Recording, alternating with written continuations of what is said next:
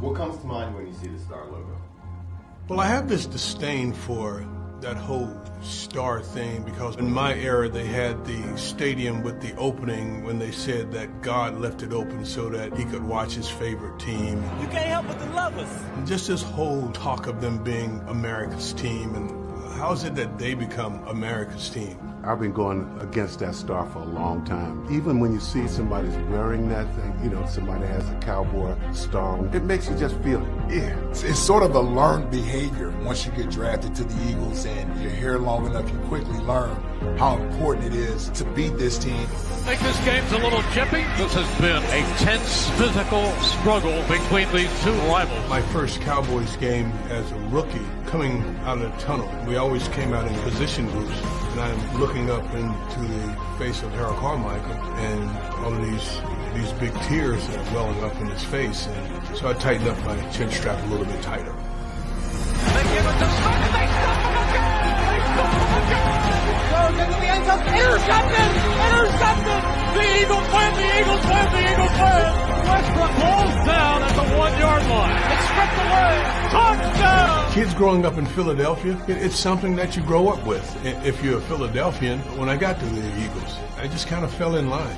You watch people react the week of the games. You can tell when we're about to play the Cowboys because everybody's so fired up. You know, the things that they say about Dallas, you see in the little stickers on the back of cars. It's exciting for the city when we play in Dallas. That quote-unquote term, America's team, that crawls under all of our skin, considering the birthplace of America is right here in the city of brotherly love, Philadelphia, Pennsylvania.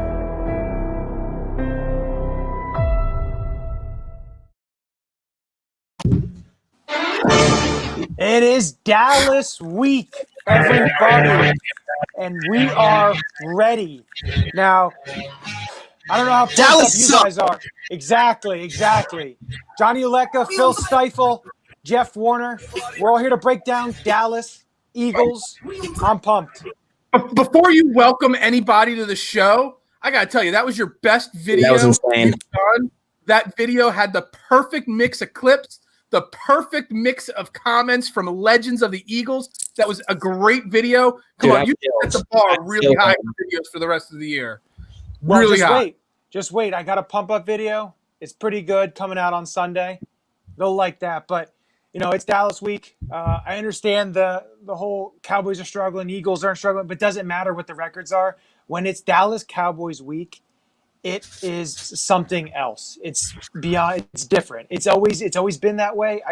For me, that's the biggest rival, the star. Like they said in the video, you see that star, and it's just like, I don't know if it's just like your blood boils. It's just, we hate the star. But we hate the star. I'll say, and it's not. I know down in Texas, like my wife's from Texas, so I visit there quite often. I wear my Eagles stuff all the time. I'll say the fans down there in Texas, Cowboys fans.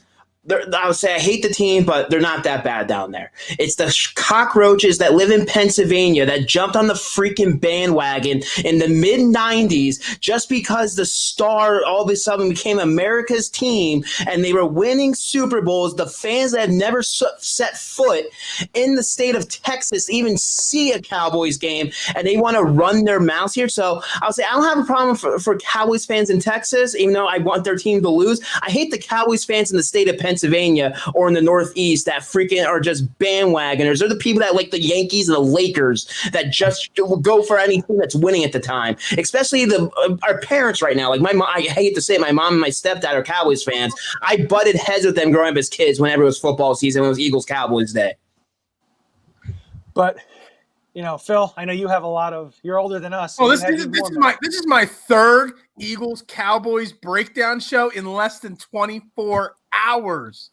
Okay. I've just been talking nonstop Eagles-Cowboys for the last 24 hours. And I feel like I'm beating a dead horse here by saying it, but I just hate the Cowboys. I just do. And it was ingrained in my mind from an early age. But I want to bring up a specific game. Obviously, you guys were either babies or not born yet. My math is not great, so you might not have been born yet. Halloween, 1993. I brought it up on Twitter this week. I'm sorry? I was 2 years old. 2 years old on Halloween in 1993. I was 12. It ruined Halloween for me. I absolutely hated it because Emmitt Smith rushed for 230-plus yards, rushed his longest touchdown run of his career, 63 yards to ice that game. He ruined Halloween that night and for my life. So ever since then, I already hated the Cowboys. Now I hated them 10 times more, and it's just grown every single year. But to get into a little bit with what's going on this week, so looks like it's going to be the third-string quarterback, Ben DiNucci, for the Cowboys. Andy Dalton still not cleared. So we got a lot to talk. He's not going to play, but we got a lot to talk about, especially the defensive side of the ball for the Cowboys. What are your guys' feelings on that defense? Now, like we know the Eagles haven't always played the best this year, especially they seem to play down to their competition or play up to the competition, all depending. But what are your feelings on Dallas coming in? Some kind of key things you guys are thinking about. Well, I'll say on paper right now, they're historically on the pace for being one of the worst defenses in NFL history this year. I would say currently ranked defensive ranks 27th in overall defense, 32nd against the rush, allowing over almost 178 yards on the ground. Their pass defense that is ranked 12th is because their rushing defense is getting demolished. But I would say the fact is, I would say their defense on stats might be playing bad, but I would say you still have to worry about that pass rush. That's going to be one of the big keys this week for the Eagles. I would say, especially this season, I would say we know how bad the offensive line not bad, but inconsistently have been playing this season. So I would say I know they were. I saw reports they were possibly releasing a couple players today, told them to stay home if they don't get a trade by today or tomorrow. So we'll see what happens there. But I would say they still have a formidable pass rush that we're gonna have to worry about, that we're gonna have to try to control. And I would say they do have, arguably, I would say not one of the top linebackers, but a solid linebacker with Van Der Esch. So I would say he's going to be an X factor possibly for the Cowboys for them to win, have a chance to win this football game. Yeah, I mean, they're in sell mode right now, Dallas. I mean, their defense is awful to begin with, but the fact that they traded Griffin, they've cut two other guys. I mean, they honestly are giving up already on the season. They're already in tank mode, if you want to call it. I hate that term, but they're in tank mode. They're ready to move on. This game is set up for a Carson Wentz and the Eagles offense to get right type game. I mean, every single point we bring up over the next 45, 50 minutes is going to point to the fact that this is the game that gets the offense moving in the right direction. And speaking with Dallas, like taking a look at Dallas and how it can help with the Eagles defense, the Eagles offense against that defense is, it just seems like, watching them against Washington last week and watching them in prior weeks, they play as individuals. They don't play as a team, and they give up really easy. If you take a look at them, and Mike Nolan's game plan has been freaking horrendous this season. I would say I don't know why they hired that dude, but he has been freaking horrible. I would say we're bitching about Jim Schwartz with our defense. Let's be thankful we don't have Mike Nolan as our freaking defensive coordinator. I was saying thankfully he's in Dallas because their defense is going to be horrendous the rest of this season. Yeah, and the thing is they may get Wouzier back, but he's been hurt. And, to me, if you can run the ball with, who knows, I don't think Miles Sanders is going to play this week. I just don't have a good feeling on it. But then you got to rely on Boston Scott and Corey Clement and Huntley. And if you can somehow get the push from your interior offensive line against that defensive front, especially with no Poe now, and you have only a few guys in Crawford and Gallimore and Antoine Woods. They don't have Justin Hamilton. They don't have a lot of big players. If you can get a good running game, that play action pass with guys, who knows if Jalen Reagor, who's been practicing, they said they've been looking good, no soreness, no swelling in his thumb. If he can play, and I actually think Reagor plays. I think Reagor plays. I don't think Goddard plays. Just from reading and hearing a bunch of the interviews on Sports Talk Radio and hearing what some of the guys that are down there covering the team with some of these reporters, some of them just feel like they're gonna hold off. I would say that they feel that the Eagles, even though it's Cowboys and it's a huge game, that they feel that they are the better football team and they're gonna rest a bunch of these. They don't want to rest. They don't want to force them to come back too early. And with the bye week coming next week, that they're gonna give them that much needed rest for the final stretch stretch run to try to win this division and have a deep playoff run. So I would say I would like Rager to play. I would say it gives him more playing experience, especially with our limited wide receiving core at the moment. But I could see them going with the Rager route that they went with Avonte Maddox last week, where he dresses, he plays a few plays to get a little bit of a rhythm back. What did he play in 5 plays last week, Maddox? So in that range, you get Rager a few plays under his belt. You see if there's still a little bit of that connection with Wentz, and then unless you need him, he could sit the bench the rest of the game. Because honestly, you shouldn't need Rager this week with that Dallas defense. There should be no reason to need Rager or Goddard or any slightly injured player at this point. No. Now for me, I just have a real good feeling that they'll put up over 30 points. I know the Dallas defense is horrendous, but like you've said, Phil, it's this get right type of confidence growing with, especially those last 2 drives against the Giants. You can use that momentum and filter it into this game and just put the points up. And that's what they need to do. They need to have that kind of game to, get the confidence going right. And it could also be a confidence builder for the defense. I know they're playing DiNucci, who's a rookie, a 7th-round pick. JMU, James Madison. And it could be also a confidence builder for the defense as well. So, well, I would say going against a rookie quarterback, but I would say even though they're going up against a rookie quarterback, they still are going up against one of the top running backs in the league. So they're going up against a quarterback with Ezekiel Elliott, Amari Cooper, CeeDee Lamb, Michael Gallup, they still have some playmakers, Darius Slay, and nobody else to cover him. And I just want to bring something up. I brought it up on the Scotty Talk show when I was on his show earlier. One of my followers on Twitter, it sounds like a WIP name. His name is Brian in South Jersey. That's his name. Whatever. Hey, his daughter played field hockey at JMU with DiNucci. DiNucci is a cerebral quarterback who improved through hard work and desire to be great. So, I mean, he's still named after an Italian lunch meat. But, sorry. Sounds like something I ate at like Trio Cold Cuts in Ridley a couple of weeks ago. So, well, the thing with that is what I could see Jim doing a lot of blitzing, kind of how they attack. I understand you have great receivers on Dallas's but I think they can try and confuse them a little bit and be able to kind of do what they did against the Jets last year in terms of try to confuse them as much as possible, make them do turnovers. I would say I see a little bit of blitzing from Jim, but I would say with them possibly with being without Darius Slay and the inexperience of our corners right now, I feel he's going to rely a lot on the front four with this pass rush, especially for how well they've been playing the last couple of weeks with Brandon Graham and Fletcher Cox is picking things up. Josh Sweat has been performing in his limited snaps that he's been performing at. So I would say I feel Jim's going to have a game plan, whether it's going to work or not. Like I said, the main thing they're going to have to focus on is stopping Ezekiel Elliott. They do have some playmakers at the wide receiver, but the inexperience at the quarterback position with DiNucci, whatever the hell his name is, I would say I don't unless they're going to get the short passing game involved or the screen game. But Elliott's the guy that's going to be the focal point, I feel, for the Cowboys offense this week against the run defense, and we're going to have to try to stop that. And Elliott being the focal point, that's where Palatero, who's checking in again, thanks for checking in, he's scared of this game. If we can't stop Ezekiel Elliott, our uber confidence that we have goes right out the window. And the thing is, you're probably going to get TJ Edwards back, who is very good against the run. And the one matchup I want to really watch is Brandon Graham, who's playing at an elite level. You can't say he's not. 6 sacks already, 9 tackles for loss. And he's going up against the player Terrence Steele, who's their right tackle.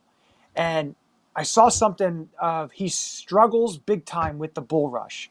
And that's something that Brandon Graham is very good at. So that's definitely something to watch. And their offensive line is just as beat up as the Eagles. So now I'm not positive. I didn't confirm it in the break, but while we were doing the Scotty show earlier today, one of the comments said that Martin is playing now. He has been, or Jerry Jones said that he will be active for the game. So, I mean, it improves their line a little bit. Yeah. I'll say going back to we were talking about Zeke. I'm just looking up his stats, and I would say it's going to be interesting to see how often they use him because the first 2 weeks he got over 20 carries in a game, and I would say he had 96 yards, 89 yards. But I would say down the stretch, I would say the last 2 games Well, yeah, the fumbling problems, and I'll say he's only had 12 carries each of the last 2 weeks for 49 yards and 45 yards. So because the games have been out of reach, and because the one game that he fumbled multiple times in the last game against the Redskins, it was out of reach. So I just want to go back because we didn't address it. Ryan checked in asking about trading for Fitzpatrick. They probably didn't do that because of the COVID protocols. You can't just trade for a guy and bring him right onto your roster because you got to sit for 5 or 6 days. There's no point in doing it. When you have, a week's notice, you wait till the bye week to make a big move like that.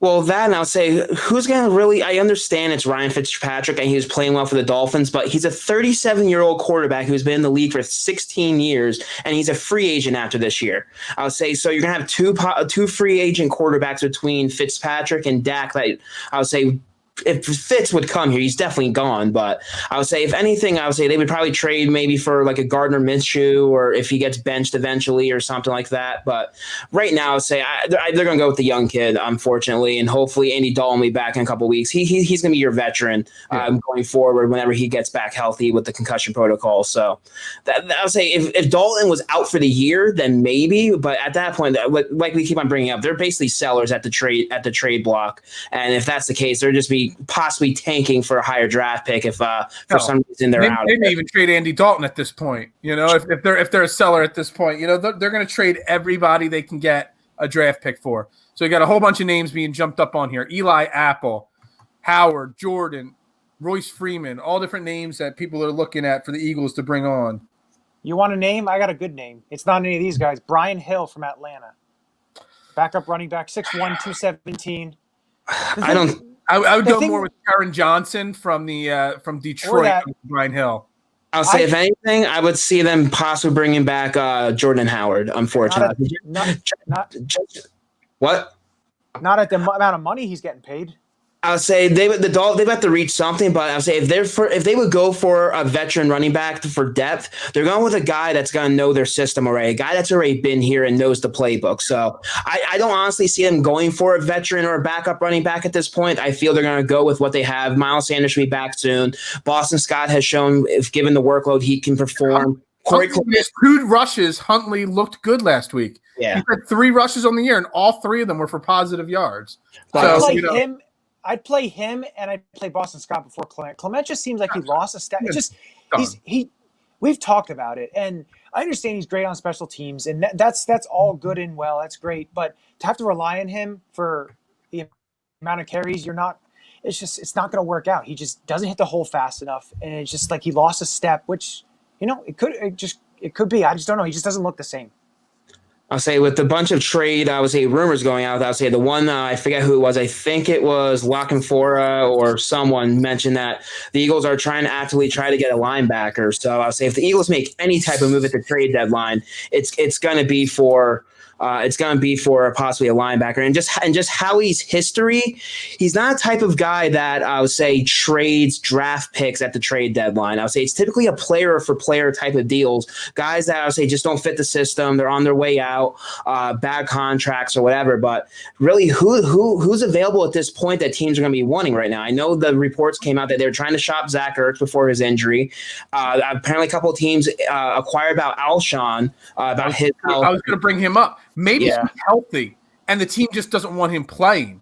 So maybe a team like the Jets or the Bengals, or the Packers in trade modes. Packers and the Ravens the Packers don't want an injured guy. I'm looking at more the teams that have young quarterbacks that need a veteran wide receiver. The Jets. I think, Johnny, you brought up a couple linebackers from the Jets in past shows that could be available. He could go there and help mentor, Sam Darnold and some of the other young wide receivers there. He could go to Cincinnati, be a big-bodied guy to help Joe Burrow. Maybe that's why they're holding him out. Maybe it has nothing to do with the injuries. Yeah, because they said that he had a foot injury. He's cleared for the foot. Now he has a calf. So I don't know. And the thing with Cunningham is his contract is he just signed a big extension. And it's just the Eagles just can't take on huge cap hits. Like a guy from the Jets, like I talked about, there's 2 guys, Blake Cashman, who was a draft pick last year, and Avery Williamson, who's a veteran. They're both at low salaries. The Eagles are going to make any type of moves. It's going to be low salary, if it's a veteran, low salary guys. They just can't take on. They have to try to roll over as much money as possible. for next year. We got multiple people saying the Patriots for Alshon. We got Garrett and we got Pelotero saying him. I don't think that the Patriots are in a buy mode. I think they're in a sell mode. I don't even think they want to get a vet. I bring up the Jets and the Bengals because they're in sell mode to an extent, but they're trying to groom their quarterbacks and grow their team, set the culture up for future years. The Pats, I don't know where the Patriots are at this point. Cam Newton, the experiment there just isn't working.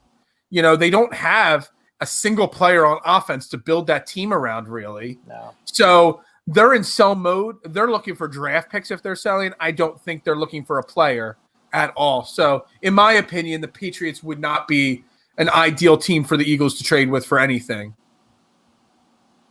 And a linebacker would definitely be an upgrade just to get some, it's just something that we've talked about the way the linebackers are playing. And, we want to see more of Alex Singleton, TJ Edwards, less of Nate Gary, but adding a veteran who can play, I feel like that's something that they need to do. But on the positive side of things, Nathan Geary didn't practice today.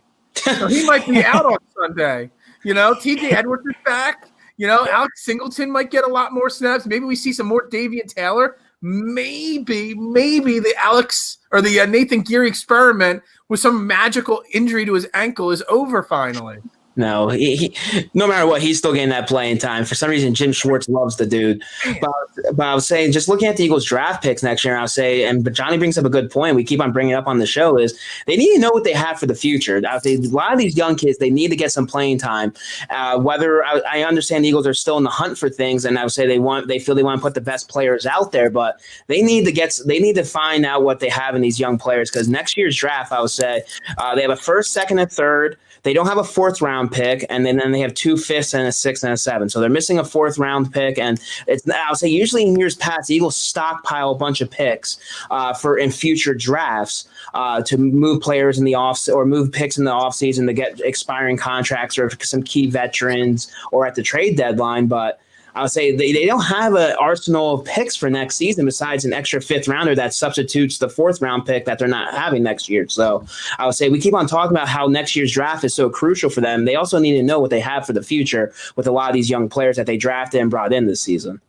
Yeah, and that's a big thing. And one of the draft picks, Kayvon Wallace, looks like he was a full participant in practice. So having him back is going to be nice to deepen that secondary. Which again, that secondary is my biggest fear this week going against Dallas. Yeah. Because again, I don't care if you throw Ben DiNucci, Andy Dalton, Jeff Warner out there at quarterback. When you got CeeDee Lamb and Amari Cooper to throw the ball to, and Michael Gallup is no slouch, all you got to do is sling the ball up in the air. Those guys are going to come down with passes if you're not playing good coverage. So to me, that's one of the biggest fears. Not necessarily keys to victory, but one of my biggest fears this week is that Ben DiNucci pulls a Joe Webb. And Ben DiNucci, Ben DiNucci can throw for 350 yards against these defensive backs. I honestly truly believe that. I was at that game. That was the first ever game I got to cover live in person besides preseason games. And I'll say the snow, you're expecting Brett Favre to play. The snow moved the game to Tuesday or a Wednesday night. And I'll say Joe Webb, we're winning this. And I'll say we're going to get first round bye. And what an other freaking disaster that game was. So you're bringing up some bad memories for me for when I got to cover the Eagles. For as many great Eagles-Cowboys moments as I have in my life, the pickle juice game, so many other great ones that we could talk about. There's just as many bad moments in our, there's just as many bad memories we can bring up this week when we're talking about this game. Yeah, 2005 when they blew that huge lead on Monday Night Football, where they got blown out on Sunday Night Football when Jason Witten's helmet fell off and ran for a touchdown. I was at a bunch of those games, and I'll say what year was it where we lost Week 17 to the Cowboys and then lost the first round of the playoffs to the Cowboys also in the wild card? 2009.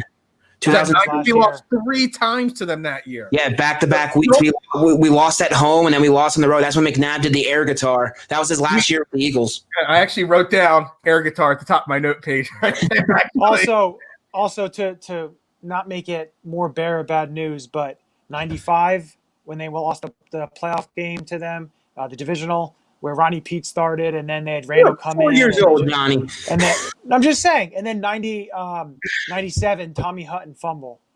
That was another one where they got all the way down there to kick it. Too. We talked about it before the season started. My favorite memory as a kid of going against the Cowboys, 4th and 1 times 2. Yeah.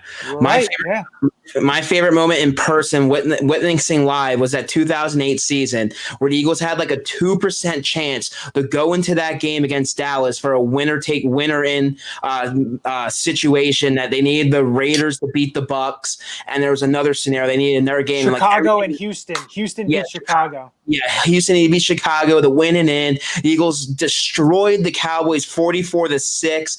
I would say Chris Clemens with the touchdown return for a fumble return after Dawkins forced the fumble.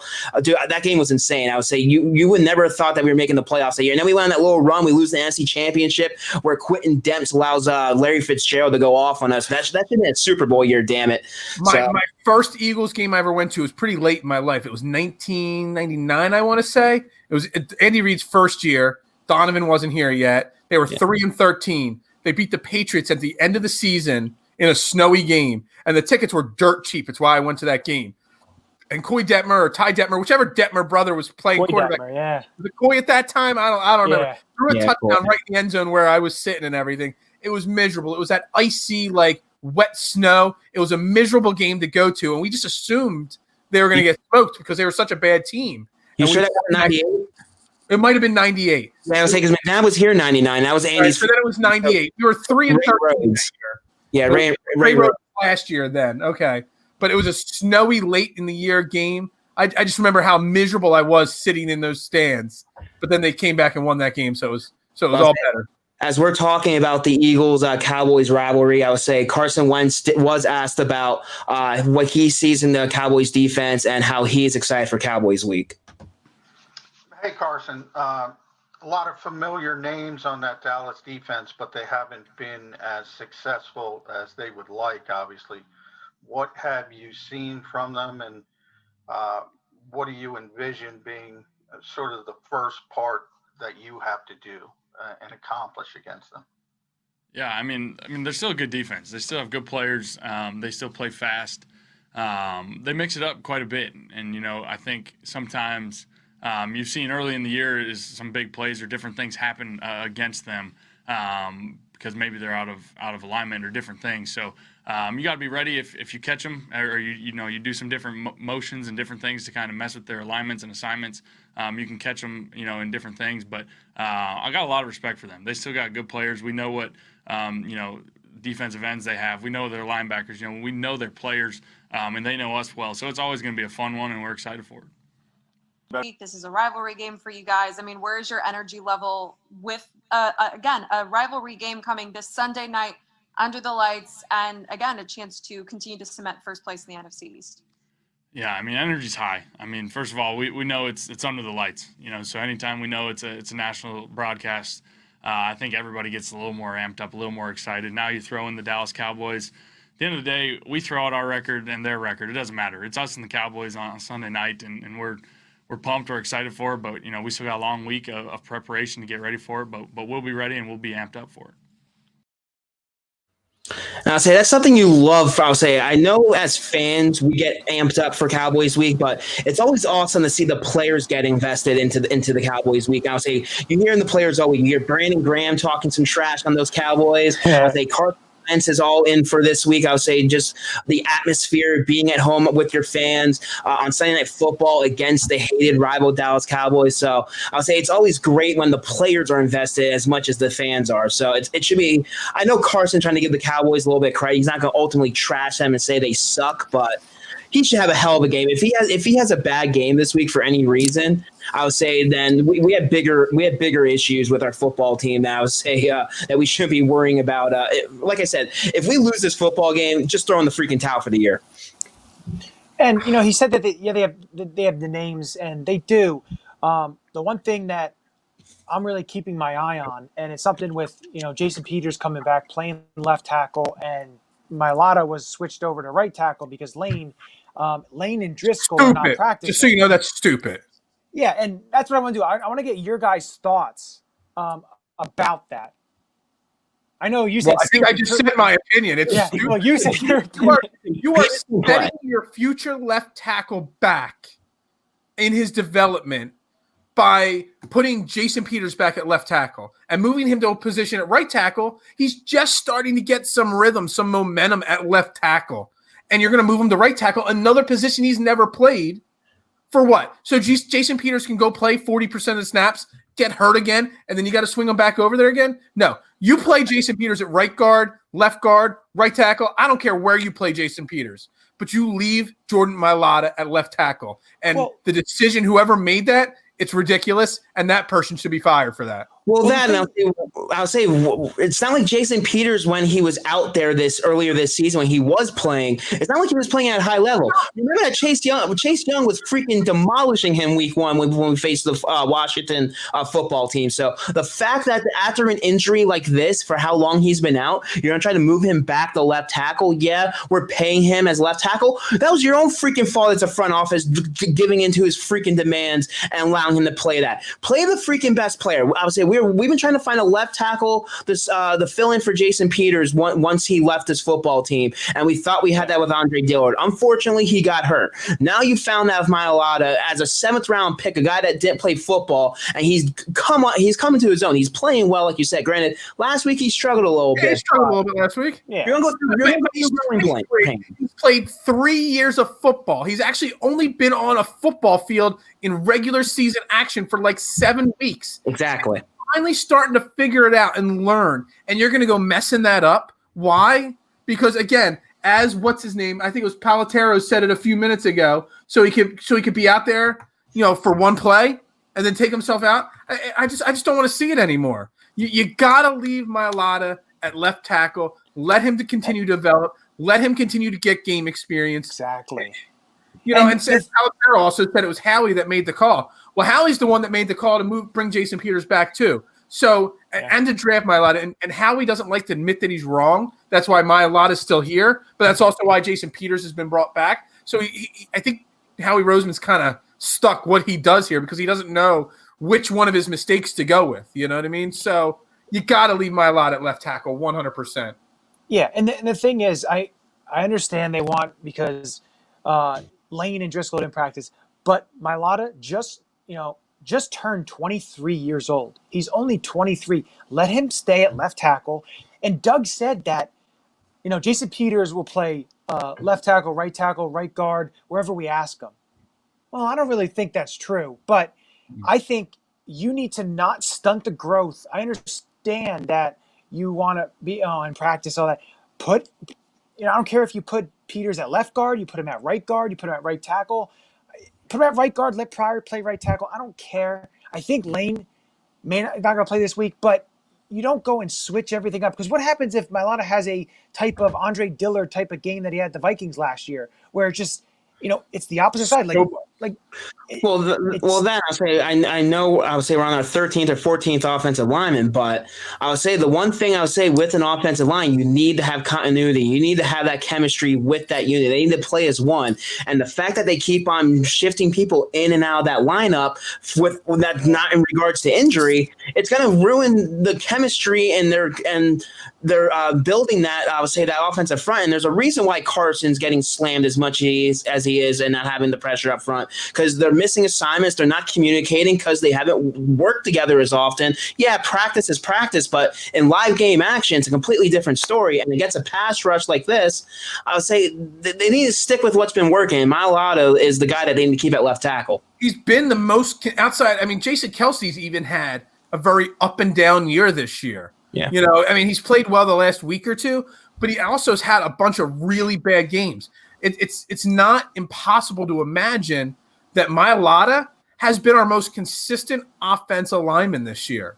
And Johnny, going back to what you said, we don't need a Dillard Vikings experience. That game, moving him to wherever was it right guard they moved him to, ruined him for the rest of the season and maybe for the rest of his career because it just sapped what little confidence he had in him, completely gone. And that's why we have the Jordan Mailata experiment going on. Well, along with the injury, but yeah. Well, the thing with it is you're not playing. I know you're switching all this around. what Carson said was they have names, they have talented players. That defensive line has Aldon Smith, who's been playing well, has Randy Gregory, who came back last week and is starting to play up more time. The reason they traded Everson Griffin. And it has DeMarcus Lawrence. I know he's not playing the best, but, there are names on there. There are very good pass rushers on there. Switch everything around when, Peters was practicing in the limited training camp that they had at right guard. And let Mailata play left tackle, put him at right guard. If you have to put Matt Pryor at right tackle, to me, keep switching it up. Like you guys said, it doesn't make it. I understand you've had so many combinations, but you need continuity on that line. And also, you need continuity but here's on the flip side. And I'm just going to, even though I'm right there with you all on the Mailata's got to stay at left tackle, you're also, if healthy, you're not going to keep Jason Peters on your bench. So you got to, if you're paying him the $6 million or whatever it is, right guard, getting paid, he plays you guard. got to play him. So you play him at right guard, okay, where at least there's been some more issues. But you're not going to leave him totally on the bench just as a backup at that price. Well, the thing that I saw Trey Thomas post something about Jason Peters. He goes, I would move him to left guard because the foot placement, and he's on the same side he's been all his career. That's something that I thought made a little bit of sense with that. And when Trey Thomas talks, I listen because he knows what the hell he's talking about. So I'm not going to say, he doesn't know what he's talking about, because you watch his videos, he breaks everything down. So that's something that I would look into. And like what he's saying here, when is Isaac Seumalo returning? That is a good question. I think he's still a few weeks away. But when he returns, he's the left guard. So the one good thing is that we've seen a line of Mailata, Seumalo, Kelsey, Peters at right guard, and Lane Johnson at your right tackle. That's a solid offensive line if it's healthy. And then you've got Pryor and Opeda and everybody else as your backup. Driscoll. That's a solid line going into the playoffs if you can get it healthy. But you need that continuity. And you're not getting it by moving Mailata around. You're not helping his growth by moving him around. And I don't even want to I've talked about nonstop for 3 straight shows. I'm so frustrated talking about Mailata. And then it's something that we'll monitor for the rest of the week. But the one good thing about looking at the injury report, it wasn't as long, and you're starting to get more people back healthy, which is a great sign, especially towards the halfway point of the season. And you have a bye week after this week, and then you go into kind of like a murderer's row type of schedule after Cleveland. But you're getting healthier, which is the biggest thing, is to get healthy. This team is going to be a very scary team going into the end of the season, going into the playoffs, if we make the playoffs, which all signs point that we probably should. If we're we like can 70% right now. What's that? We're like at 70% right now. Exactly. Going forward, if we can make the playoffs, which we can, if we get healthy by the playoffs, nobody's going to want to play us. We're a talented team when healthy, when coached properly. I hate to bring up Seattle and their 7-9 season. Nobody wanted to play them in the playoffs. They won that first round game. They did lose in the second round. But the last 3 teams to win their division with losing records, I would say, have won the first round playoff game.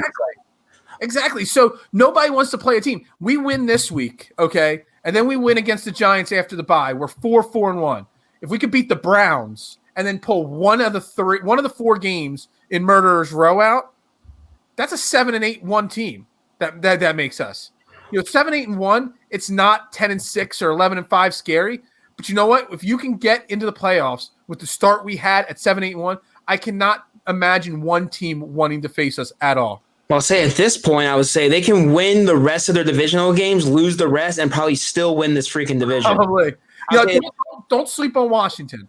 Washington is probably the second best team in this division at the moment, and their defense is playing lights out right now. And they're the team that gave us the fits in the first game of the year. I would say that pass rush. Like I said, if we win the rest of our divisional games, I would say we would. But I would say you don't want to go in the playoffs like that. You still want to beat other teams. If they lose to the Browns, granted the Browns almost came back or they did come back and win that game last week, so they had a little bit of a comeback. So it's the Browns, but they're without Odell Beckham. Nick Chubb is hurt. So for you to lose to a team like the Browns, what the hell are you doing? Dude, I got a cramp in my leg. I've been sitting in this chair. We just dropped 15 viewers because I got up and left my seat. And I know all your friends and family are. I've been sitting in this seat nonstop over the last 2 days doing shows. I got a cramp. I'm old. Got a cramp in the leg here. I wish I had that CBD hemp balm, lotion sitting next to me. A rum summit on my leg right now. But thinking about the Eagles' offense, you said go after the next couple of weeks and going into the end of the season.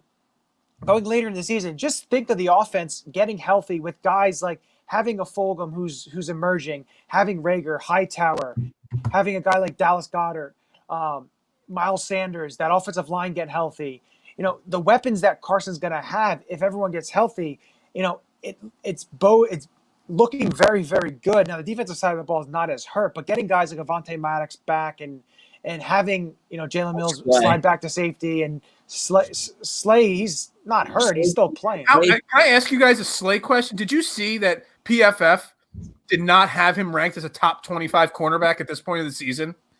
Is that for real? I know we rely on the PFF grades a lot, but that's ludicrous.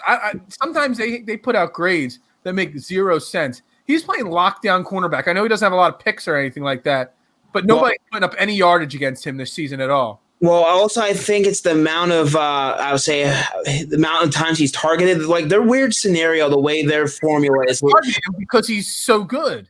Well, I was saying the few times they did get targeted, he did get called for a couple PIs on a couple those games. One game he got a couple of them. Yeah, so I would say I think that's the reason. The fact that he's not getting targeted enough, which, like you said, for him being a shutdown corner. I would say, and for some reason, if he is able to play, he's had great numbers against Amari Cooper. So if they have him spying Amari this game, I would say don't expect a big production from him. Last year that he played the Cowboys with the Lions and shut him down? Yeah, I would say last year he played him the year or 2 years before that. So I think like in 2 or 3 games, he's only given up like 40 or 50 yards in 3 games. We brought up the Eli Apple thing earlier in the show. We'll bring it up again. I mean, I would at least talk to him about our practice squad to see if he would take one of those vet practice squad spots. For you, a lot. Well, that just injuries and the fact that you're getting released in the middle of the season. Yeah. There's a reason why you're getting released in the middle of the year. You can't play anymore. You're not playing at a high level. And at this point in the season, I would say for him to get adjusted and picking up the defensive scheme and stuff like that, unless he's familiar with our defense, there's no point in it. And I would say we already have crappy defensive backs at this moment. We already have Jalen Mills, who constantly gets burned, and Nathan Gary, who can't freaking cover to save his life. So I'm not adding another guy that's a liability in coverage. Yeah. I brought it up earlier just because it was a name. Yeah. I like to bring up the name to debate it, but yeah, it doesn't make sense to bring him in at all. Speaking of with the Dallas Eagles, like what matchup are you guys kind of focusing on, or some type of key to the game that you guys want? I've got a big key to the game. I say the key to the game so that it's a crushing end. So we blow them out of the water. We don't let Ben DiNucci become Joe Webb 2.0, is the defensive line blitzing and the blitz game. Not the blitzing, the pressure. Because Jim Schwartz doesn't blitz. But the front 4 rotation of those 6-7 guys, this is a game against this offensive line, even if Zach Martin plays, that there should be 5, 6, 7 sacks on Ben DiNucci. And if we don't get after DiNucci, hit him, knock him down, rattle him. He's a 7th-round rookie quarterback, okay? If we can blitz him, hit him, shake him up, it's just going to make him fall to pieces fast. And that's my big key to the game right there. I'll say my big key, is I brought up before that I would say shutting down Ezekiel Elliott and shutting down that rushing attack. But another big key of the game, I would say we talk about all season long about the mistakes and the turnovers and that type of the things that have cost the Eagles and held them back from winning some of these winnable football games. And this is a game they need to get back on track. The Eagles are 2-0 this season when they are winning the turnover battle. And I would say right now we're -5, but the Cowboys are even worse at this point. They're -13 in turnover differential, worse in the NFL. They also are penalized quite a bit. They're averaging 6.4 penalties a game for an average of 51 yards, which is in the bottom half of the league. So I'll say we need to play a flawless football game. We need to cause turnovers. Carson needs to make better throws and hang on to the football and not turn it over in the red zone. Because last week our red zone efficiency was horrible. Well, we were 3 for 7. Granted, one of that was a missed field goal, but we got stops on the fourth down sneak. Carson threw an interception. We had turnovers left and right. So I feel that's the big key is when the turnover differential, especially against a quarterback. The pressure on a rookie quarterback leads right into yours because if we could get pressure, then a rookie quarterback is going to create turnovers. So the two keys are interchangeable right there. And then my key is what Jeff kind of touched on. You have to capitalize in the red zone. You can't be going, turnovers and 3 for 7 in the red zone.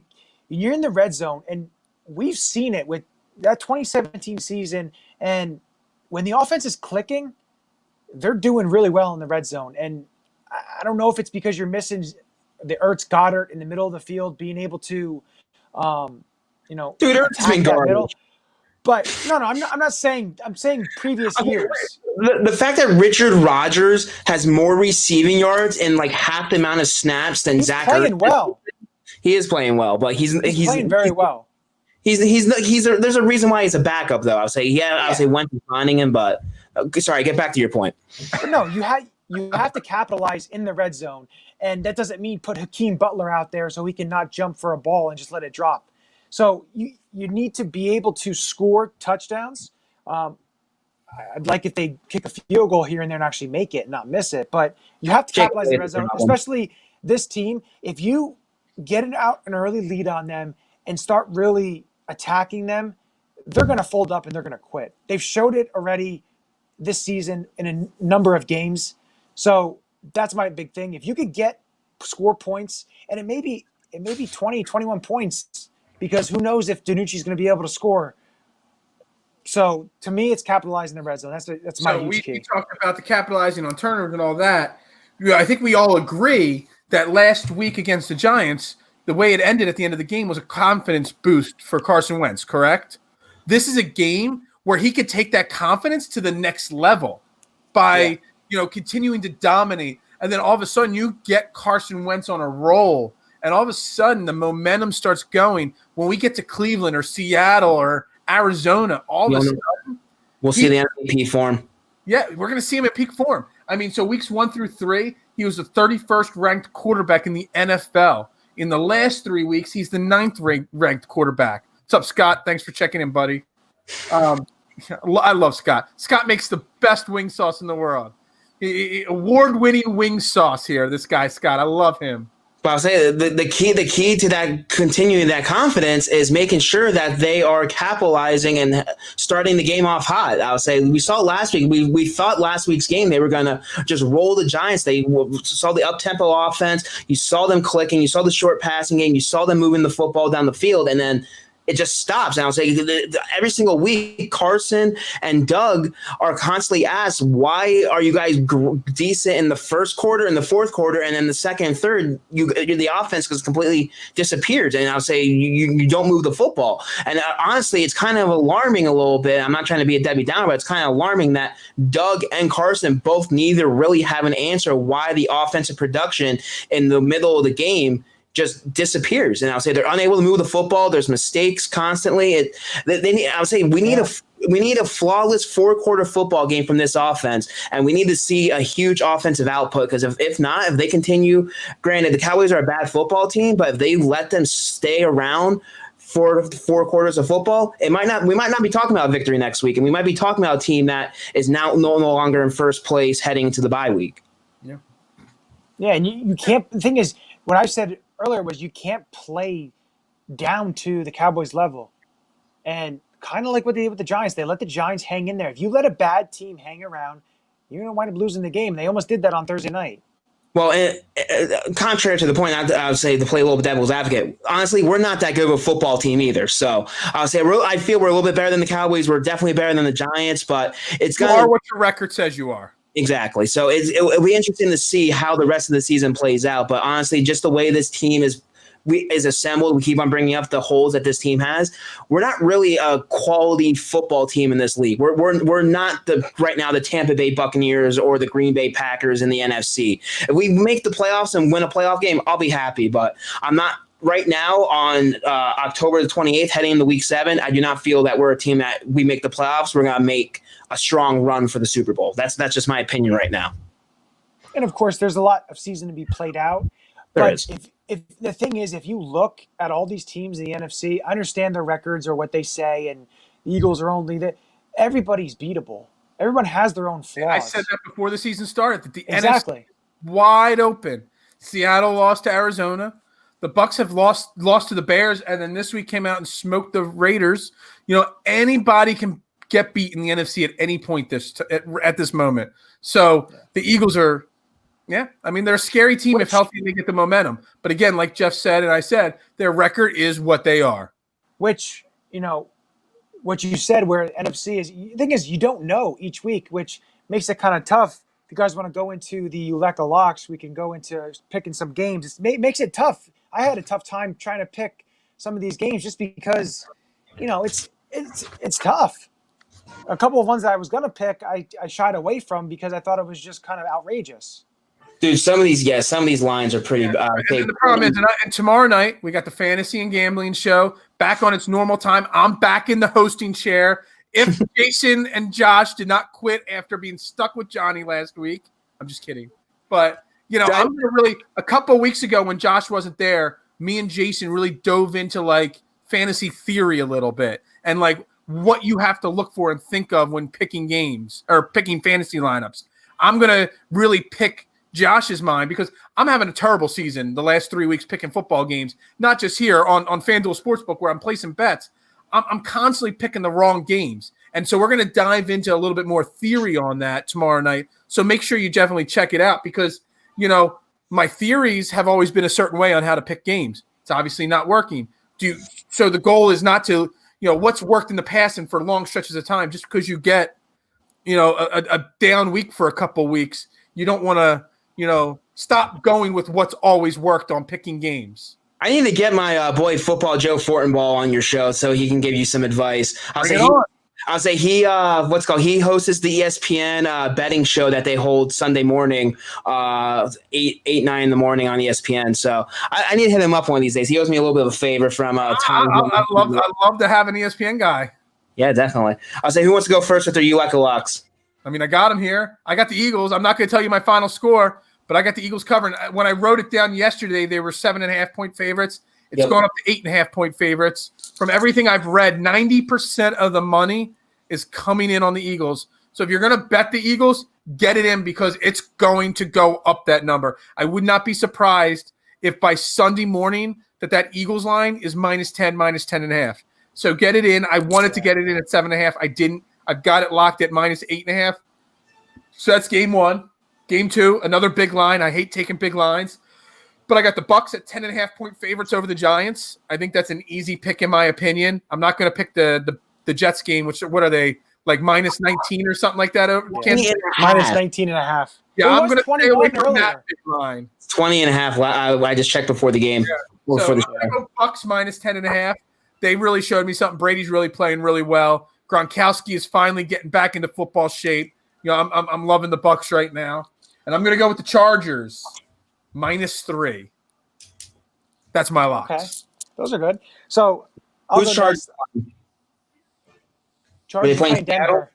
I didn't write down who they're playing. Are they playing the Browns? Denver, yeah, the Broncos. I can't read my handwriting. I see BRO. I can't tell if that's a W or an N there. So yeah, that says Broncos. Yeah, they're Broncos. So I printed out papers and I cut it off, so that's why.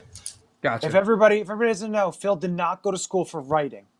So I failed handwriting at Holy Cross in Springfield, PA in 2nd grade. I failed handwriting. Then my mom went and yelled at the teacher and they changed it to like a D or something like that. But I got my locks are I was thinking about I looked at that KC, the Chiefs.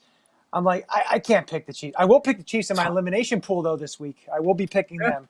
But I have the Rams -3.5 against Miami. Mm-hmm. Miami, Tua's first NFL start. I just don't think he's going to do very well. I think he may have an okay game, but I think that the Rams they'll be able to win against Miami. I have Indianapolis -3 over Detroit. I know Detroit had that great comeback and over Atlanta.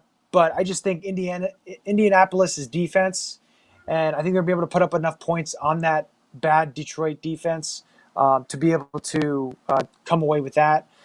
And then I have a little bit of bigger one. Green Bay -6.5 against Minnesota. I know it's a divisional game, but I just feel like the high that Aaron Rodgers is playing at and how he's playing right now, Minnesota's just not. That's another game there. If anybody's paying attention, that line is probably going to go up. Yeah, that's anything under 7 is like the magical. 6.5 is a magical number in betting, and at 6.5, that was like pick 3B to me. I was going to take that one also, but I also see that line just like the Eagles line going up at some point. So if you can lock that in and you like that game, you lock that in with a shekel at -6.5 while it's there.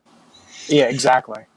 Okay, so the guy that went 3-0 last week. So, how much money did you bet on those picks? I should have, dude. I'm not a gambler, but I'll say my first one. I agree with you, Phil. I'm going with the Bucks -10 over the Giants. The Giants are just a bad football team. Tom Brady's just playing out of his mind after that little senior moment he had where he forgot what down it was when they lost that football game a couple weeks ago. That was more the Nick Foles jinx than anything else. That too. I'll say game 2. I went with the Steelers. I'll say plus 5.5 over against the Ravens. I feel the Ravens are probably going to win this football game, but usually these two, they're always coming down to the final moments. It's usually a tight football game. 2 of the top defenses in the league, so I could probably expect somewhat of a low-scoring game, but I would say I do have the Steelers. I felt Ravens win by a field goal, so Steelers cover at 5.5. And I went on a limb. I would say, I know we were talking about that Chiefs-Jets line. I went the Jets plus 20.5. I would say they can't be that – they're a bad football team, but I don't know if they're that bad that they're going to lose. Oh, you took the Jets plus 20. Yeah, the Jets plus you took 20. The Chiefs -20. Sorry, you took the Jets plus 20. Yeah, Jets plus 20.5. Gutsy. Hey, that is pretty gutsy. I feel it's going to be a game where I would say they're going to pull Patrick Mahomes like halfway through the game because they're blowing him out, and then the Jets will score a couple late touchdowns or whatever they cover. So I don't expect them losing by 3 touchdowns. I would love to. I'd love to place a bet on that one because I think the Chiefs. I think that game's got like 45-10 written all over it. Right now, the over/under is only 48 right now because the Jets can't score. That's true. 45-0. When you got 60-year-old Frank Gore as your leading rusher, and Adam Gase still calling the plays and leading that team, that's not a good team. No, that's a train wreck there. But before we do the Eagles pick, I just want to give a shout out to. Does Phil want to does Phil have any fantasy advice, or is he waiting for that? I have not done any fantasy research yet. I haven't had time yet for that. And tune in tomorrow, 8:30. I was going to say 8:30 on all these channels. We got the Fantasy and Gambling Show. I may even play Johnny's Eagles Cowboys hype video again, just because it was so good. Instead of the fantasy show intro, just because I love that intro. It was a great job. But yeah, tune in tomorrow. We're going to go all into it. And again, I've had a really rough week in last couple of weeks in gambling and in fantasy. So I'm going to wait till I hear from the experts to really, make my picks and plays there. But I just want to give a couple shout out to a bunch of people that support us, all of us. One, Last Out Media, at Last Out Media. You can follow them on all platforms. LastOutMedia.com is where we stream Fridays, 10 a.m. You can listen to our show there. Heat Ratio Sports, you follow them at Heat Ratio Sports. Athletes Hub, at the Athletes Hub. You can follow all of us. Phil at Beard of Knowledge, Jeff at Jeff Warner NFL, myself at Johnny U9322. And I also want to give a shout out to the Last Out founder, John Crichton. You can follow him at JC215Live. He's great in everything he does, great supporter of the show, supporter of all of us. So I just want to give a special thanks to him and everything he's doing over at Last Out. But we can get into our predictions, and I want to do it a little different. I want to do predictions and a player of the game, if that's okay with you guys. You may have to come off the top of your head, but Bold prediction or player of the game? Doesn't matter. You can go first. You're throwing us for a loop here with a random question. You go first. All right. So, of course, I have the Eagles winning. I think Eagles defense is going to be able to contain Ben DiNucci and the rushing attack and everything. I think the offense gets on track. I think the Eagles win 34-13, and my player of the game is going to be Travis Fulgham. 2 touchdown catches. Really going out on a limb on that one there. I said player of the game or bold prediction, either or. Hey, I would say, and Fulgham, I would say he was pretty much shut out last week in the first half, so he didn't come along until the second half of the game. So, hey, I would say who knows who the star of the week is going to be this week. Last week it was technically Boston Scott with the game-winning touchdown. So, yeah. But I would say, Phil, you want to go next? Yeah, I got the Eagles winning 27-10. I don't think it's going to be quite as high scoring as Johnny. I do think they win by 2 to 3 touchdowns, though. I just don't think Ben DiNucci is going to be able to put up any points. DiNucci. Being thrown on the dime to pick my player of the game, I actually think I'm kind of torn on the spot here because I think the defensive front 4 is going to have 7 or more sacks in this game. So bold prediction. One of 2 guys is going to have 2.5 or more sacks. It's either going to be Brandon Graham or Derek Barnett are going to 2.5 sacks or more. The line's going to get 7 sacks along with the linebackers and everything else or more. They're just going to rattle this guy like crazy, and he is just going to fall to pieces. 27-10. Somebody on the defensive line is going to get 2.5 sacks or more. I'm going to actually go and just pick Derek Barnett as the guy. He's actually having a better season than people realize he is. He's on pace for 9.5, 10 sacks, which would be a career high for him. So I'm going Derek Barnett, 2.5 sacks. Eagles win 27-10. And it's also, on a side note, Carson Wentz is probably going to throw for over 300 yards in this game. But that's not my pick. Way to just steal my thunder, Phil. Oh, sorry. I'm going with as much as I can. So now you got to come up with something else. I kind of feel, I would say it's going to be a high-scoring game. I feel the offense is going to be clicking just for how bad this Cowboys defense is. Historically, they're going down as one of the worst in NFL history. And I'll say Carson has pretty much had the Cowboys number. Also, he's been playing pretty high. I know we've been criticizing him, but he's also tied for 5th in most offensive touchdowns with 10 in the NFL since week 4. In 7 games against the Cowboys, he's completed almost 70% of his passes, 1,700 yards, which has averaged 244 yards a game, 12 touchdowns, and 2 interceptions for a QB rating of 99.4. And he's had over a 100 QB rating in 3 of his last 4 games against Dallas. I see the Eagles winning this one 35-21. I still feel it's a double-digit lead or a win for the Eagles, but just the way our defense has been playing lately, I do feel the defense does give up a couple of touchdowns. Zeke, I feel, might have a couple big plays here and there, but not enough to contain or keep up with the Eagles' offense. And they're not going to be able to compete with the shootout, is what I'm saying, especially if Ben DiNucci is their quarterback. And I still love that name. A quarterback named Ben DiNucci. I love it. That's an ultimate third-string quarterback name right there. Hey, he's played for Pitt until he transferred to JMU because he wasn't getting playing time. Hey, I love it. I love it. He's a guy I'd go hang out at Tom and Jerry's on McDade Boulevard in Delco with and have a beer. That's the kind of name that you would see out in Delco there. But here's we'll close with this. I would love to see a blowout, like better than our scores. Like at some point we're up like 28-0, 35-7, something like that towards the end of the game. So they pull Carson Wentz and we could see a full drive or 2 of Jalen Hurts running the offense. I would love to see that. And I'll say before we leave, I would say let's play that video one more time. I'll say, and we'll close. I'll say leave here, play the video one more time for anyone that missed it, and then we'll end the show. Then what, the hype video from the beginning? Yeah, we need to play that again. Right, for anyone that wasn't. So as we always do, go Bird. Go Birds. What comes to mind when you see the star logo?